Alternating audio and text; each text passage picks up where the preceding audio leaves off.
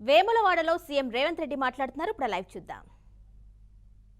బిల్లును ఆమోదింపజేయడంలో పెద్దలు జైపాల్ రెడ్డి గారి నుంచి మొదలు పెడితే మన పార్లమెంట్ సభ్యులందరూ పట్టుదలతోని వీరోచితంగా లోక్సభలో కొట్లాడితే తెలంగాణ రాష్ట్ర బిల్లు ఆమోదం అయ్యింది. తెలంగాణ రాష్ట్ర బిల్లు ఆమోదం ఆశామాసిగా జరగలే, అల్లాటప్పగా ఎవరో ఇవ్వలే.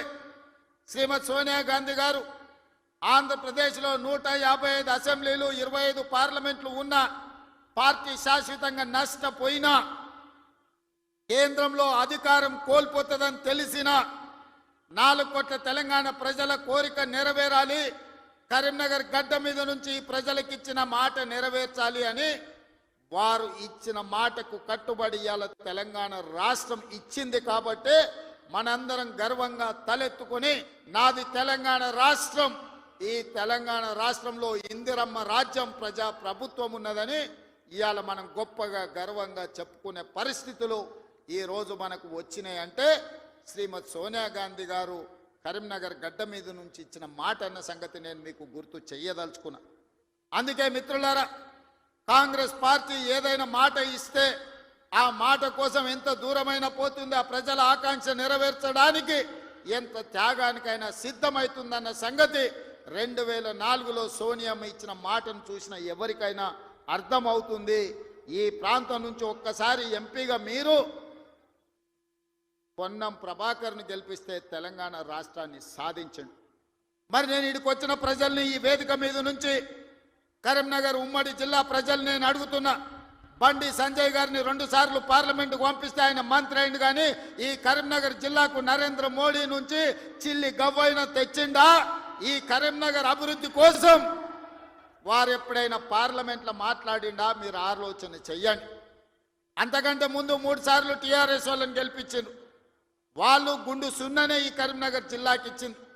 నిజంగానే వినోద్ కుమార్ గారు, చంద్రశేఖర్ రావు గారు వీళ్ళందరూ ఈ ప్రాంతానికి నీళ్లు తెచ్చినుంటే, నిధులు ఈ ప్రాంతంలో ఖర్చు పెట్టినుంటే ఈ కలికోట సూరమ్మ ప్రాజెక్టు పెండింగ్ ఎందుకుంటుండే, సిరిసిల్ల నియోజకవర్గంలో ప్యాకేజీ 9 పడావు ఎందుకు పడుతుండే, ఈ దేవుడు రాజన్న కోడె దూడలను ఇచ్చి కోరికలు నెరవేర్చే రాజన్న మందిరం 10 సంవత్సరాలు పడావు పడ్డట్టుగా ఎందుకు ఉంటుండే అని నేను ఈ మిత్రులను అడుగుతున్నా. దాదాపుగా ఈ 10 సంవత్సరాలలో చంద్రశేఖర్ రావు గారు 20 లక్షల కోట్ల రూపాయల బడ్జెట్ ఖర్చు పెట్టిండు.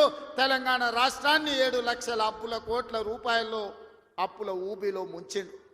7 లక్షల కోట్ల రూపాయలు అప్పు తెచ్చిన చంద్రశేఖర్ రావు, 10 సంవత్సరాలలో 20 లక్షల కోట్ల రూపాయలు ఖర్చు పెట్టిన చంద్రశేఖర్ రావు 100 కోట్లతోని రాజన్న దేవాలయాన్ని పూర్తి చేయలేకపోయిందా? ప్యాకేజీ నెంబర్ 9 సిరిసిల్లలో ఎందుకు పడావు పడ్డది? కలికోట సూరమ్మ ప్రాజెక్ట్ ఎందుకు పూర్తి కాలేదో మీరు ఒక్కసారి ఆలోచన చేయండి. ఇవాళ మీ రోడ్లు వెడల్పు విషయంలో కానీ, మీరు ఆనాడు ఎమ్మెల్యేగా ఎన్నుకున్న ఆయన 3 సార్లు గెలిచినట్టు ఉన్నాడు, ఆయనను గవ్వాలంటే మీరు జర్మనీకి పోవాల్సిన పరిస్థితి ఉండే. కానీ ఇవాళ ఆది శ్రీనివాస్ మీరు పోవాల్సిన పని లేదు, మీ గల్లీకో మీ తండాకో మీ ఊరికో రోజు దయ్యం పట్టినట్టే తిరుగుతుండే ఆది శ్రీనివాస్.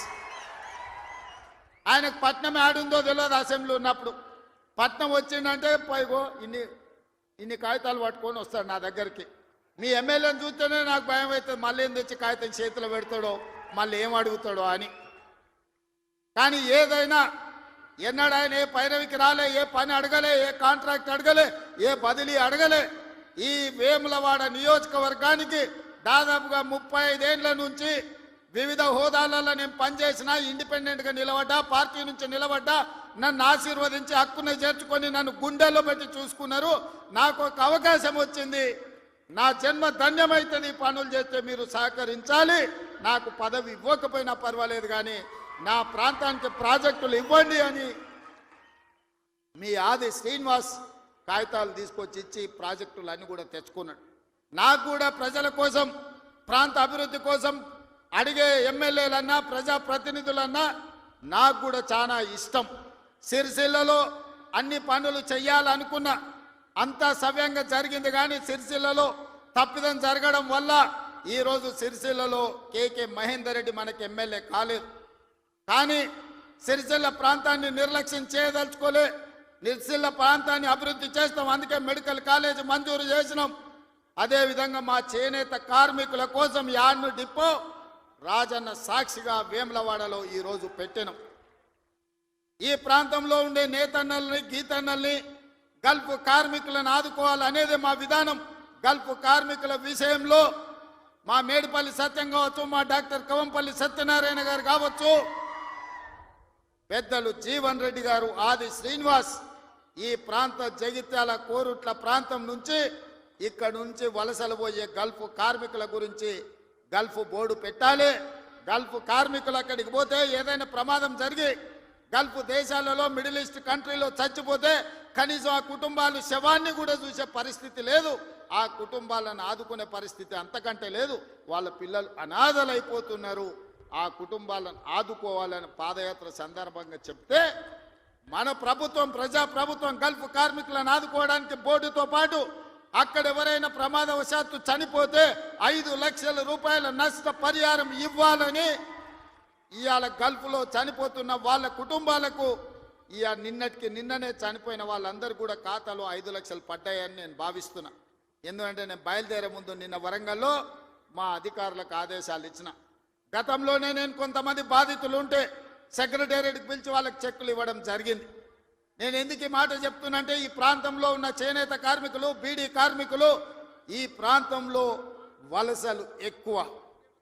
పాలమూరు నుంచి తట్ట పనో, పార పనో, మట్టు పనో, లేకపోతే బొంబాయో దుబాయో పోయే పరిస్థితులు ఉంటే ఇక్కడ పూర్తిగా గల్ఫ్ మిడిల్ ఈస్ట్ కంట్రీలకే వెళ్తున్నారు.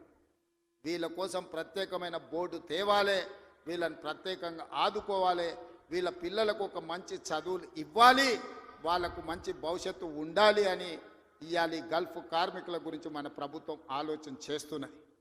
తప్పకుండా తొందరలోనే ఇప్పుడు 11వ నెలలు ఉన్నాం. 10 నెలల్లో 4 నెలలు పార్లమెంట్ ఎన్నికలకే పోయినాయి. మీకు తెలుసు, మనం సరిగ్గా పరిపాలన చేసింది వచ్చిన కొత్తలో కొత్త సంసారమే 2-3 నెలలు. ఆ తర్వాత 4 నెలలు పార్లమెంట్ ఎన్నికల్లోనే పోయినాయి. 7 నెలలు తీస్తే సరిగ్గా కుదురుగా కుర్చీలో కూర్చొని సచివాలయానికి పోయి అధికారులతో మాట్లాడి పరిపాలనపరమైన నిర్ణయాలు తీసుకున్నది 4 నెలలే అని చెప్పి ఈరోజు తెలంగాణ సమాజానికి 4 కోట్ల ప్రజలకు నేను చెప్పదలుచుకున్నా. అయినా 10 సంవత్సరాలు చంద్రశేఖరరావు చేయలేని పనులన్నిటిని కూడా పడావు పెట్టిన ప్రాజెక్టులన్నిటిని కూడా తిరిగి పునః ప్రారంభించి ఈరోజు ప్రభుత్వం ముందుకెళ్తుంటే ఆయననేమో ఫామ్ హౌస్లో వండుకుంటాడు, వీళ్ళిద్దరేమో మన కాళ్ళలో కట్టబెట్టనికి తిరుగుతున్నారు. ఏలేశ్వరం పోయినా శనీశ్వరుడు వదలేదన్నట్టు ఇవాళ ఓడగొట్టి ఇంట్లో వండబెట్టిన అసెంబ్లీ ఎన్నికల్లో అధికారం పోయింది.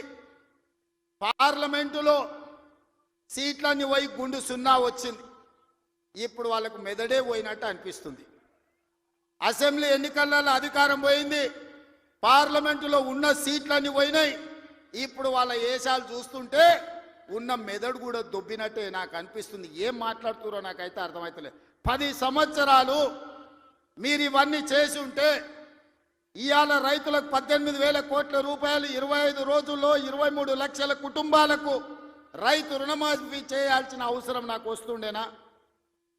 10 ఏళ్లలో నువ్వు 1,00,000 రూపాయలని 4 విడతలని మిత్తి కడతా అని అసలు మిత్తి కలిసి తడిసి మోపెడై రైతులు దేశంలోనే ఆత్మహత్యలలో 2వ స్థానం తెలంగాణ రాష్ట్రం వచ్చిన సంగతి చంద్రశేఖరరావు గారు మర్చిపోయినట్టున్నాడు. మహారాష్ట్ర మొదటి స్థానంలో ఉంటే ఈ 10 సంవత్సరాలు తెలంగాణ రాష్ట్రం రైతుల ఆత్మహత్యలలో 2వ స్థానాన్ని ఆక్రమించింది. నువ్వు రైతు రుణమాఫీ చేస్తా అని మొదటి 5 సంవత్సరాలు 1,00,000 రూపాయలు చేస్తా అని 4 విడతలని 5 ఏళ్ళని నువ్వు ఆ 1,00,000 వేసే లోపల ఇంకొక 1,00,000 మిత్తి అయింది. అసలు మిత్తి తడిసి మోపెడైంది. రెండవసారి మళ్ళీ 1,00,000 రూపాయలు ఇస్తా అని 5 ఏళ్ళైనా 1,00,000 రూపాయలు పూర్తి చేయలే. ఆ 5 ఏళ్ళలో ఆయన ఇచ్చింది 11,000 కోట్ల రూపాయలు. ఇవాళ చంద్రశేఖరరావు గారిని అసెంబ్లీకి రమ్మనుండ్రి, లెక్కలన్నీ తీసి నేను చదివి వినిపిస్తా. 5 ఏళ్ళు అధికారంలో ఉన్న నువ్వు 11,000 కోట్ల రూపాయల రైతు రుణమాఫీకి 5 ఏళ్ళు తీసుకుంటే ఇందిరమ్మ రాజ్యంలో కాంగ్రెస్ ప్రభుత్వం 25 రోజుల్లో 23 లక్షల కుటుంబాలకు దాదాపుగా 18,000 కోట్ల రూపాయల రైతు రుణమాఫీ చేసి 2 లక్షల వరకు ఉన్న రైతాంగానికి మేము రుణమాఫీ చేస్తే పెద్ద మనిషిగా అభినందించాల్సింది పోయి, ఒకవేళ మనిషి పెద్ద మనిషివైనా నీకు చిన్న బుద్ధి ఉంటే మౌనంగా నన్ను ఉంటావేమో అనుకున్నా. కానీ అన్ని చిల్లర మాటలే మాట్లాడుతురు. ఒక్కటన్నా అక్కడికి వచ్చేది మాట్లాడుతురా? ఎవడన్నా సంసారం చేసేటోడు మాటలు మాట్లాడుతురా? వాళ్ళు తండ్రి కొడుకు అల్లుడు వాళ్ళని చూడండి ఒక్కసారి వాళ్ళు ఏమేమి మాట్లాడుతురో చూడండి. 10 ఏళ్ళు ప్రభుత్వం నడిపినాడు, 10 నెలలు కాకముందే నువ్వు దిగిపో మేము కూర్చుంటామంటారు. 10 ఏళ్ళు కూర్చున్నారు కదా, ఏం ఎలుగబెట్టారు? ఎలుగబెడితే ఏం ఎలుగబెట్టారో చెప్పండి. 10 ఏళ్ళు మీరు చేయలేని పనులు మేము చేస్తుంటే మీకు కడుపు నొప్పి వచ్చిందా? మీకు కాలు నొప్పి అయిందా? ఏం నొప్పి అయింది? మీకు ఏడ నొప్పి లేస్తుంది? నాకు అర్థమైతలేదు. మీ నొప్పికి మా కార్యకర్తల దగ్గర మందు ఉన్నది, పెడతారు. ఏడ పెట్టాలనో ఆడా మీకు నొప్పి లేచిన కాడ మా వాళ్ళు మందు పెడతారు, సిద్ధంగానే ఉన్నారు. మీరు అనుకుంటున్నాం సోషల్ మీడియాలో 4 హౌల పోస్టులు పెట్టి పెద్ద మొనగాళ్ళం అనుకుంటున్నాడు.